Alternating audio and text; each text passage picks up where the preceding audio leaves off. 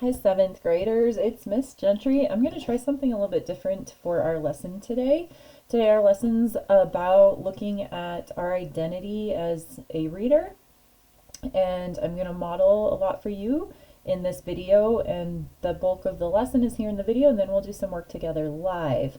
I also have my new dot camera set up, so bear with me while I practice using that during this recording.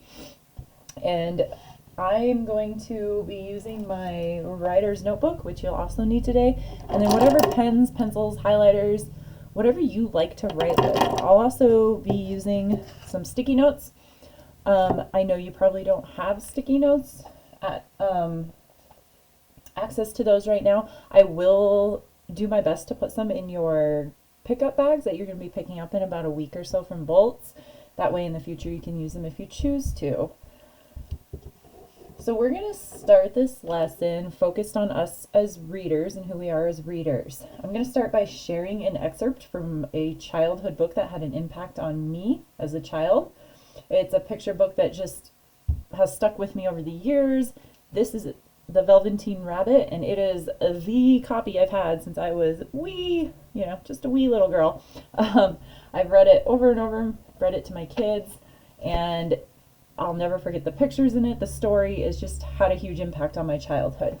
So I'm just going to read the first couple of pages. There was once a Velveteen Rabbit, and in the beginning he was really splendid. He was fat and bunchy as a rabbit should be. His coat was spotted brown and white. He had real thread whiskers, and his ears were lined with pink sateen. On Christmas morning, when he sat wedged in the top of the boy's stocking, with a sprig of holly between his paws, the effect was charming. There were other things in the stocking, nuts and oranges and a toy engine, and chocolate almonds and a clockwork mouse. But the rabbit was quite the best of all. For at least 2 hours the boy loved him. And then aunts and uncles came to dinner, and there was a great rustling of tissue paper and unwrapping of parcels, and in the excitement of looking at all the new presents, the Velveteen Rabbit was forgotten. So I'm going to stop there. That is the first couple of pages of a book that had a huge impact on my childhood. And I want to pause and just think in your head, what is the book that had a huge impact in your childhood? So a book that you remember from your childhood that you pretty sure you'll never forget, like The Velveteen Rabbit was to me.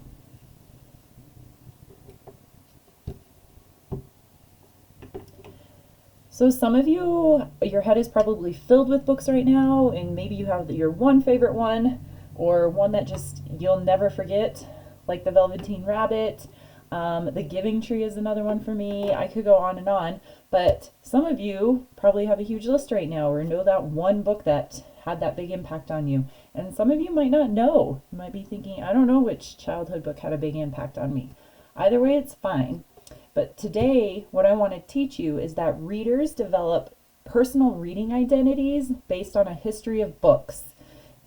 History of books and authors that they've read that have affected them over the course of their life. So, in other words, our personal reading identities are based off of our history of books and authors that we've read and that have impacted us over the years. One way that a reader becomes aware of this is by reflecting on authors and books that have impacted them deeply over the years. So you're going to watch as I do my thinking out loud on my personal textual lineage or my textual history. So what I mean by that is a history of the books I've read since I was little, kindergarten, pre-kindergarten, pre-K, up to today for me. So for you, it's, pre-K to your middle school years. So you're just going to watch as I do my thinking out loud. And I've already done my work in my writer's notebook, which you should have, and you're going to do this work when we are done with this lesson. But I did it ahead of time, so I can just walk you through it.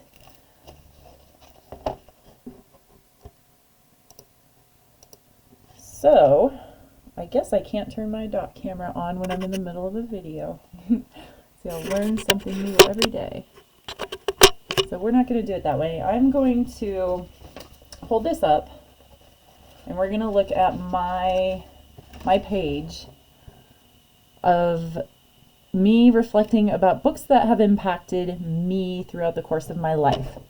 So when I started on this side with my early years. So all the books from my early years that had an impact on me in my childhood, even before elementary school.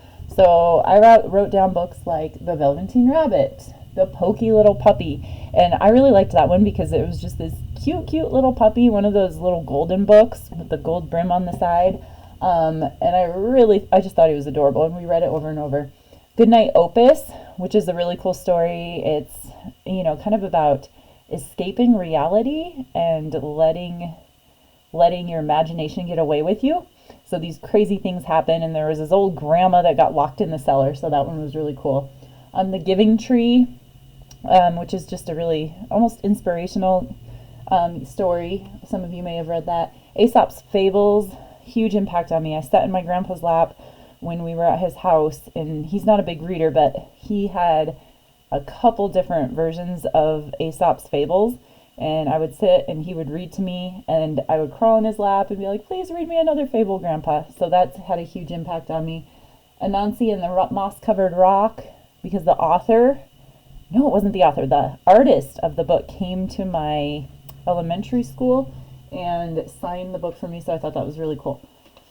Then moving on to my kind of early, but mostly through my elementary years, Ramona Quimby series was one of my favorite. Babysitter's Club became a favorite. Those highlights magazines where you got to read some articles, do some puzzles, crosswords, those were really cool. They were in a lot of doctors' offices and stuff. Calvin and Hobbes, I loved that growing up during this time. And Sideways Stories from Wayside School and The Hobbit. So different types of books I read in early elementary to late. And then in middle school, books that had an impact on me were American Girl Collection. And yes, that's based off of those American Girl dolls that are still popular today. R.L. Stine's Fear Street books. You guys know me from last year. I love horror stories, and I really got into those Fear Street books. R.L. Stine's the one who did Goosebumps, but these ones a little bit scarier and more mature than the Goosebumps books. Let's see, The Lord of the Rings and 17 Magazine. This is a magazine that was super popular. I think it's still around today, but really popular. All about, being a teenage girl. And then moving on to high school, some books that impacted me was... Actually, I'm going to pause for a minute. So looking at all my elementary, pre-K through middle school books, a lot of these series and chapter books that I read were based off of, the main characters were young females, a lot like myself. The 17 magazine, R.L. Stine's Fear Street books had a lot of characters I could relate to, the American Girl collections. So the books I was attracted to were really about people like me, so young, white privileged girls. So I chose books that I could relate to when I was young. And then moving on to, high school, started reading. A lot of these were more required readings, so kind of stepping outside my comfort zone with Romeo and Juliet, To Kill a Mockingbird, The Crucible, Old Man and the Sea, Odyssey, and the Iliad. So a lot of classics there in high school had an impact on me, including Animal Farm, Fahrenheit 451, The Bell Jar, Lord of the Flies, The Poisonwood Bible, and Their Eyes Were Watching God. So these are some that came to mind that had a huge impact on me in high school, which, after I started reflecting on myself as a reader and almost being forced to read a little bit outside my comfort zone, a lot of these books have characters who are male. For example, The Old Man and the Sea is about an old man fishing out in the sea. I, can't really relate to that, but it made me look at myself as a reader and look at other perspectives.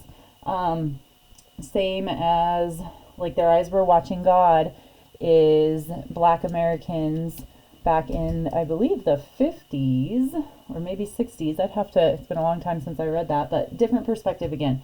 And then some books that impacted me later in life: Interview with the Vampire, The Witching Hour. Remember, I like my horror movies and stories. Lolita, The Hunger Games, Catcher in the Rye, House on Mango Street, and I could go on forever, but these are the ones that popped in my head. So this is my reading history or lineage, starting with really, really young memories of books and then going through the years. So as I wrote all this down, I was able to reflect and challenge myself to read about characters that aren't like me so I can understand a world beyond my own. Just like the book buzz I did, which was on All American Boys by Jason Reynolds, young black male, and his encounter with a police officer. I can't directly relate to that, but I can try to understand a world beyond my own through reading. So I'm going to stop this video in just a minute, and then we're going to come back together live, and you are going to do the same thing I did and create a list of books that have impacted you throughout your life. I'll see you soon.